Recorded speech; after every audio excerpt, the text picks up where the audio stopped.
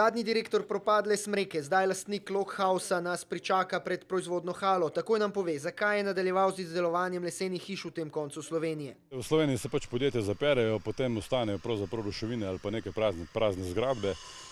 Nam se je pač predvsem šlo za to, da se vsaj to znanje, ki je kakorkoli nastajalo njih 58 let, ohrani. Pred kratkim se je sodelavci vrnil iz nafto bogatega Azerbejdžana. Tam so postavili 2 hiši, eno za prav posebno osebo. Gradnjo je nadziral Slavko Napotnik. Ta visoki politik je gospod Talibov.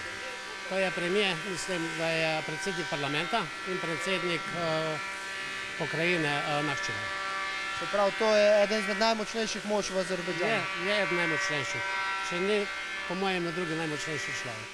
Zaposleni so seveda ponosni, da njihove izdelke kupujejo tako pomembne stranke. To moraš biti kar natančen, da izdelek pol štima tudi na terenu. Ja, kar zanimivo. Zadovoljstva, da v teh časih sploh imajo delo, ne skrivajo. Juža sem zelo zadovoljen, pa imam 3 mehne otroke, da imam šiht. Hiše izdelujejo iz smrekovega lesa, ki ga imamo pri nas v izobilju. Kljub temu jim obdelano, torej lepljeno smekovino prodajajo Avstrijci.